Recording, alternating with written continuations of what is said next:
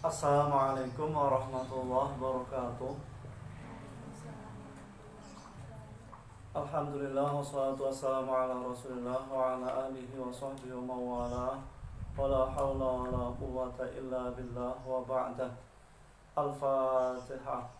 A'udzu billahi minasyaitonir rajim. Bismillahirrahmanirrahim. Alhamdulillahi rabbil alamin. Ar-Rahmanir Rahim. Maliki yaumiddin. Iyyaka na'budu wa iyyaka nasta'in. Ihdinas siratal mustaqim. Siratal ladzina an'amta 'alaihim ghairil maghdubi 'alaihim waladdallin. Rabbi ighfirli wa liwalidayya wal mu'minina amin. Alhamdulillah, Mukhtarul Ahadits sampai pada halaman 82. Mari kita bersama mengkaji. Semoga memberikan keberkahan, kemanfaatan di dunia wal akhirah. Bismillahirrahmanirrahim. Zur ziarah sira al-qubur ing pira-pira kubur. Ziarah kubur ini dahulu kala memang pernah dilarang saat awal-awal Islam, karena mereka belum tahu tata cara yang benar. Kemudian setelah itu ziarah kubur justru diperintahkan. Jadi bahkan Rasulullah SAW seminggu sekali ziarah kubur di Baqi', pekuburan Madinah, dan setahun sekali ziarah kubur di para syuhada perang Uhud. Jadi ziarah kubur itu manfaatnya banyak sekali. Jadi kalau ada orang melarang ziarah kubur, berarti dia tidak update ya, tidak upgrade ya. Jadi dahulu yang pernah dilarang kemudian justru diperintahkan. Nah, untuk perempuan bagaimana? Tidak apa-apa ya ziarah kubur. Apalagi khusus para nabi, para rasul, para wali, ya ini tetap sunnah untuk diziarahi. Ya, siapapun tetap dianjurkan untuk menziarahi kubur. Tudzakir, tadkur bihal akhirah. Tadkur mongko iling siro biha kelawan kubur al akhirata ing akhirat. Wasil lan ngadusano siro al mauta ing biro-biro mati. Fa inna mu'alajata jasadin, karena sak temene nandangi jasad khawin kang mati iku mau'izatun, dadi pitutur balighatun kang banget. Jadi ziarah kubur ini bisa bermanfaat, diantaranya mengingatkan akhirat. Ziarah kubur bisa melunakkan hati yang keras. Ziarah kubur bisa memberikan motivasi untuk beramal soleh. Ziarah kubur bisa menjadi sarana untuk mengambil ibrah ya, mengambil pelajaran. Jadi mungkin bisa mengetahui bagaimana sejarahnya, bagaimana sepak terjangnya. Jadi bisa diikuti ya. Dan manfaat-manfaat yang lainnya banyak sekali. Apalagi kalau berziarah kubur kepada para ulama, para aulia, para anbiya mursalin, itu ada fadilah yang lebih lagi ya. Jadi ada keistimewaan yang banyak di situ ya, bisa dapat keberkahan, doa yang mustajab, bisa mendapat asror rahasia ya, yang dititipkan kepada mereka bisa meluber kepada yang menziarahi dan sebagainya. Kemudian ada anjuran, mandikanlah orang-orang mati karena ya dalam peristiwa itu ada mau'izah yang balighah. Jadi jasad yang tak bernyawa itu saat dimandikan orang bisa mengambil banyak sekali pelajaran dari situ ya. Jadi semua yang ia banggakan ditinggalkan semua yang pernah ia miliki ditinggal semua. Jadi kalau jasad sudah membujur kaku, tidak akan bisa lagi berbuat apa-apa dan sebagainya. Banyak sekali mau'izah yang bisa diambil. Wasolli lan sholato sira alal janaizi ing atase pira-pira jenazah. La'alla dzalika menawa mengkono-mengkono sholli iku yuhzinu mrehatenake apa dzalik ka ing sira fa innal hazina kron sak temene wong kang prihatin iku fi dzillillahi ing dalem au-au Allah yaumal qiyamati ing dalem dina kiamat ya ta'arradu hale ngedeng sapa hazin likul khairin maring saben-saben kebagusan. Hadis riwayat Imam Hakim. Jadi kalau memandikan jenazah sebaiknya ya cari yang sejenis kelamin ya. Kemudian yang punya hubungan dekat ya. Mungkin saudara. Ya, kalau saya nggak ada lah baru Pak Mudin ya, atau orang yang bersedia di situ ya. Kemudian sholat jenazah ini dianjurkan. Sholat jenazah ini kalau mayat di depan ya berarti ala hadhil janazah ya, kalau tidak ya berarti ya bisa jadi itu sholat ghaib. Kalau sholat ghaib jenazah tidak berpengaruh ya mau posisi di mana. Jadi sholat jenazah itu sholat yang tanpa rukuk sujud. Kalau Fatihah tetap ada Fatihah. Setiap sholat pasti ada Fatihahnya.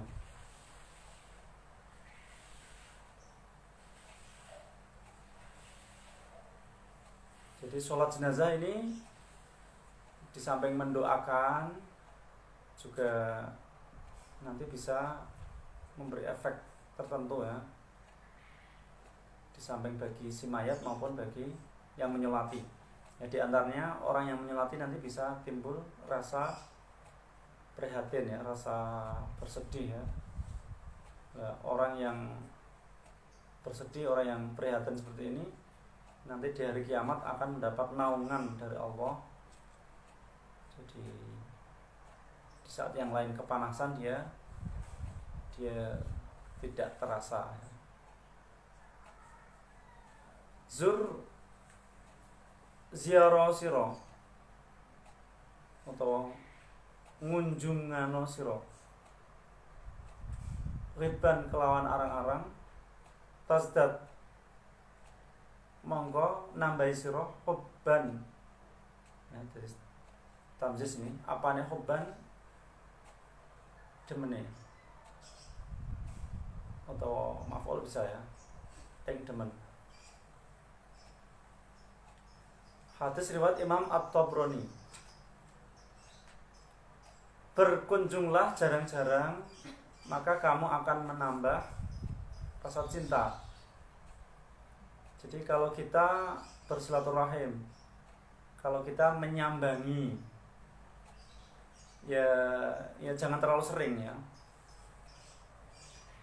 Kalau sering orang itu bosan, orang itu lama-lama jengkel ya, benci ya, bisa-bisa marah.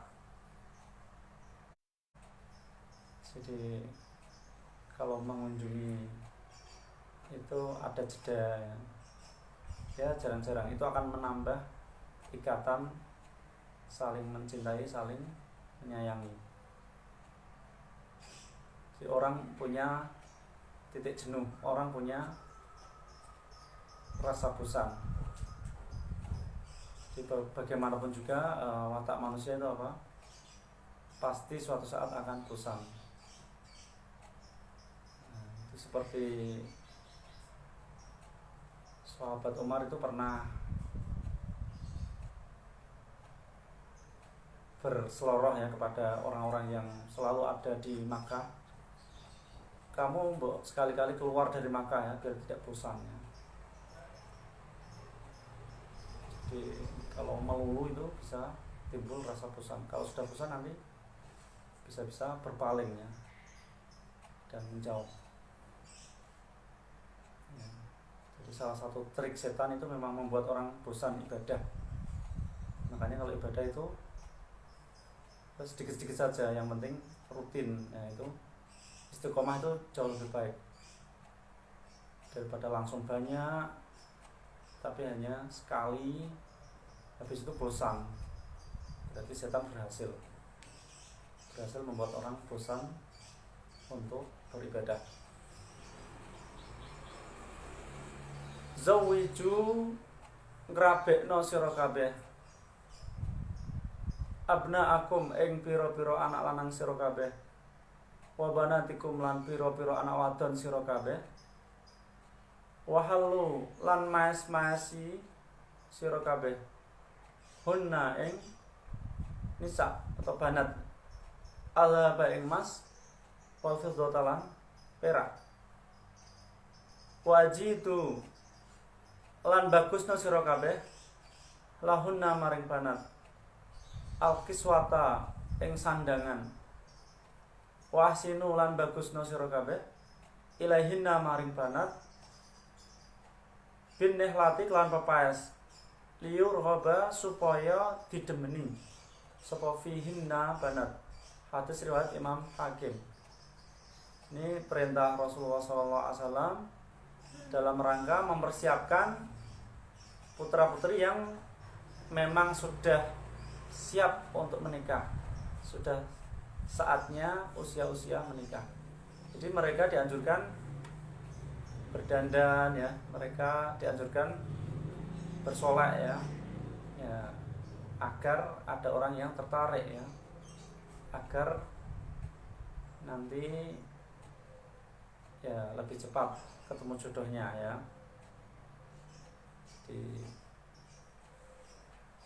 Tidak ada istilah jomblo abadi dalam Islam ya. Di sini dianjurkan untuk perempuan-perempuan diberi emas, perak ya, kemudian pakaiannya diperindah ya, kemudian ada hiasan-hiasan yang menghiasinya, karena perempuan identik dengan keindahan, dengan hiasan. Makanya kalau mau menjelang ya usia-usia pernikahan, nah itu ya tidak apa-apa ya, dipersiapkan untuk dipertemukan jodohnya. Jadi kalau orang penampilannya kusam kusut ya orang tidak akan tertarik ya, nanti ya bisa dijauhi orang ya. Jadi jodoh itu misteri ya, jadi harus dicari ya, harus ditemukan.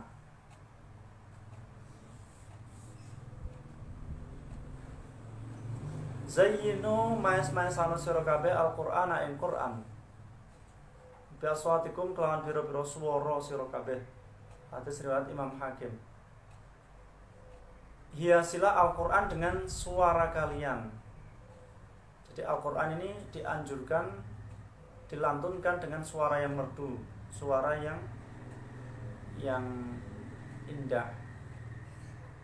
Jadi dalam redaksi lain ya, membaca Al-Quran dengan dilakukan itu anjuran ya. Jadi yang penting tajwidnya jangan lupa. Tajwid itu justru yang wajib. Kalau untuk lagu itu sunnah ya. Kadang orang lebih mementingkan sunnahnya daripada wajibnya. Ya, ini keliru.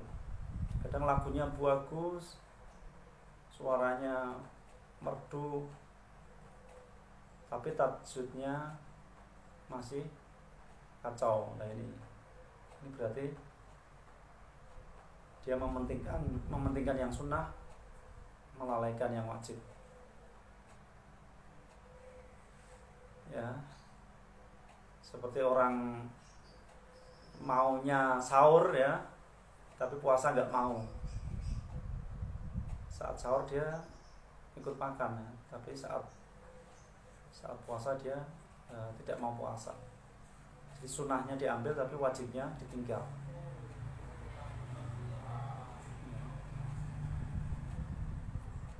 Zayyinu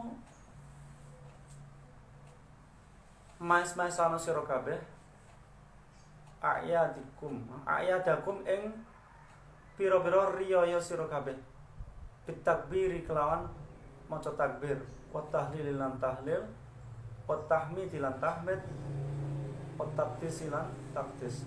Hadis riwayat Imam At-Tabrani. Hiasilah hari raya kalian dengan bacaan takbir, tahlil, tahmid, takdis. Ini sunnah ya. Jadi ada istilah takbiran. Itu kalau takbir mursal berarti tidak terbatas ya, di mana-mana kapanpun. Yaitu seperti Idul Fitri, saat Idul Fitri itu mulai malam ya, sampai nanti sholat Id itu disunahkan takbiran ya, di mana-mana, di rumah, di masjid, di jalan-jalan, di pasar dan sebagainya ya. Takbiran tidak apa-apa. Nah, kalau takbir muqayyad itu contohnya ketika Idul Adha ya, itu biasanya setelah sholat takbirnya setelah sholat ya, nanti disunahkan mulai subuh hari Arafah, mulai tanggal 9 Dzulhijjah sampai asar akhir hari Tasyrik, asar tanggal 13 Dzulhijjah. Jadi takbiran yang lengkap itu seperti itu, ada tempatnya. Nah, kalau orang di luar itu kok takbiran ya, keluar apalagi sedikit-sedikit takbir, takbirnya lengkap lagi, yaitu tidak pada tempatnya. Jadi misalnya demo takbir ya, menyakiti orang takbir ya, dan sebagainya, itu tidak pada tempatnya. Saya kira cukup. Semoga bermanfaat. Wallahu a'lam bishawab. Wassalamualaikum warahmatullahi wabarakatuh.